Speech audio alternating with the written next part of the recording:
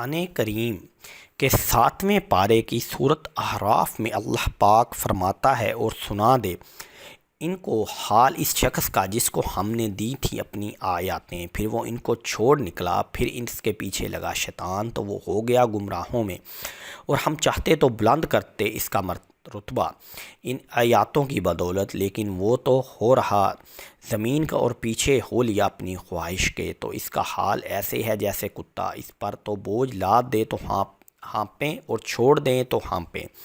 یہ مثال ہے ان لوگوں کی جنہوں نے جھٹلایا ہماری آیاتوں کو، سو بیان کر کے یہ حوال تاکہ وہ دھیان کریں۔ اس آیت میں اللہ پاک نے نبی آخر الزمان صلی اللہ علیہ وآلہ وسلم کو حکم دیا کہ آپ یہود کو اس شخص کا قصہ سنائیں جسے ہم نے اپنی نشانیاں دی، لیکن پھر بھی وہ شیطان کے پیچھے لگ کر گمراہ ہو گیا۔ اس آیت کی تفسیر میں نامور مفسرین جن میں علامہ ابن حریر، علامہ ابن کثیر، امام شوکانی، تفسیر فتح قریر اور تفسیر مدارک میں ابو البرکات عبداللہ نفسی نے حضرت عبداللہ بن عباس سے ایک معتبر روایت پیش کی ہے، جس کے مطابق ایک بہت بڑے عالم ملک شام میں بیت المقدس کے قریب میں رہا کرتا تھا۔ وہ اسرائیل عالم اس قدر پرہیزگار تھا کہ اسے اللہ کی کتابوں اور آیاتوں کا بہت علم حاصل تھا۔ اس پر اللہ پاک کا خاص کرم تھا، یہ اس میں اعظم جانتا تھا اور کنان بر میں مشہور تھا کہ اس کی دعا کبھی رائے گاہ نہیں گئی، یعنی جو بھی دعا وہ اللہ پاک سے مانگتا وہ ضرور پوری ہوتی تھی۔ اللہ پاک نے اسی فضل و کرم اور علم کی بدولت اس کو ایک خاص مقام عطا کیا تھا۔ اس کا نام بلعم بن باورا تھا اور قوم عمالقہ سے اس کا تعلق تھا، جسے قرآن میں جبرین کہا گیا ہے۔ فرعون کے غرق ہونے کے بعد اللہ پاک نے حضرت موسیٰ علیہ السلام کو حکم دیا کہ اپنی قوم کو لے کر قوم عمالقہ سے جہاد کرے۔ قوم عمالقہ کو جب لشکر کی روانگی کا علم ہوا تو وہ بلعم بن باورا کے پاس بھاگے آئے کہ حضرت موسیٰ علیہ السلام اور ان کی قوم پر بد دعا کریں، چونکہ بلعم بن باورا ایک عالم تھا اور اللہ پاک کی نشانیاں اور آیات کو جانتا تھا، اس لیے کہنے لگا کہ وہ اللہ کے نبی ہیں اور فرشتے ان کے ساتھ ہیں، میں ان کے خلاف بد دعا نہیں کر سکتا۔ مگر جب قوم نے بہت اصرار کیا تو بلعم بن باورا کہنے لگا کہ ٹھیک ہے، میں استخارہ کر کے اپنے رب کی مرضی جان لوں۔ استخارہ کے بعد اس نے اپنی قوم کو طلب کیا اور انہیں بتایا کہ مجھے بد دعا کرنے سے منع کر دیا گیا ہے۔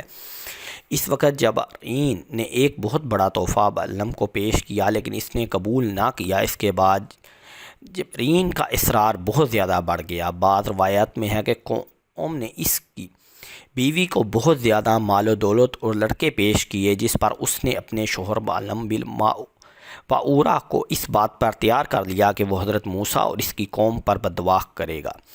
بلعم بن باورا نے حضرت موسیٰ علیہ السلام اور بنی اسرائیل کے لیے بد دعا کرنا شروع کر دی۔ اس وقت قدرت الہی کا عجیب کرشمہ ظاہر ہوا۔ وہ کلمات بد دعا جو موسیٰ علیہ السلام کی قوم کے لیے کہنا چاہتا تھا، اس کی زبان سے وہ الفاظ بد دعا قوم جبرائیل کے لیے نکلے۔ جبرائیل چلا اٹھے کہ تم تو ہمارے لیے بد دعا کر رہے ہو۔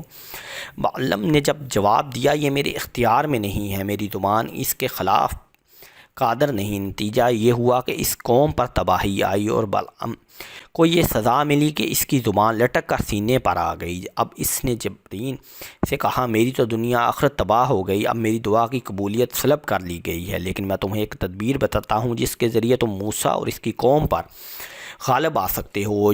وہ یہ کہ تم اپنی حسین لڑکیوں کو آراستہ کر کے بنی اسرائیل کے لشکر میں بھیج دو اور ان کو تاکید کر دو کہ بنی اسرائیل میں کوئی بھی ان کے ساتھ جو کچھ بھی کرنا چاہے منع نہ کریں۔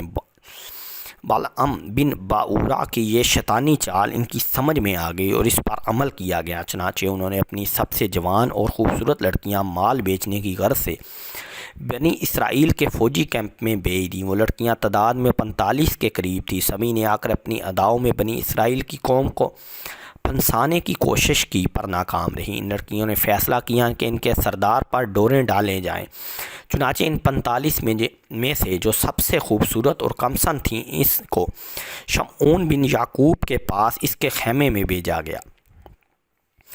شمعون بن یعقوب جو حضرت موسیٰ علیہ السلام کے لشکر کا سپہ سالار بھی تھا، اسے وہ لڑکی بہت پسند آئی۔ وہ اسے لے کر حضرت موسیٰ علیہ السلام کی خدمت میں حاضر ہوا اور کہا کہ میرا خیال یہ ہے کہ آپ اس عورت کو حرام سمجھیں گے۔ موسیٰ علیہ السلام نے فرمایا یہ مجھ پر بھی حرام ہے اور تجھ پر بھی۔ اس نے یہ بات سنتے ہی قسم کھا کر کہا میں آپ کی اطاعت نہیں کروں گا۔ اپنے خیمے میں لے جا کر فعل بد کا مرتکب ہو گیا، جس کا نتیجہ یہ ہوا کہ اللہ تعالیٰ نے بنی اسرائیل میں طاعون بھیج دیا، جس کے نتیجے میں 70,000 آدمی ہلاک ہو گئے۔ اس وقت لشکر گاہ سے کہیں باہر گئے ہوئے تھے۔ جب آئے تو تمام حقیقت سنی تو بے تاب ہو کر غصے کے ساتھ اس بدکار کے خیمے میں پہنچے اور اپنے نیزے میں ان دونوں کو پرو لیا اور اپنے ہاتھ میں نیزہ لیے ہوئے انہیں اوپر اٹھائے ہوئے باہر نکلے۔ کوہنی کو پر لگائے ہوئے کہنے لگے یا اللہ ہمیں معاف فرما، ہم پر سے یہ وبا دور فرما دے، دیکھ لے ہم تیرے نافرمانوں کے ساتھ یہ کرتے ہیں۔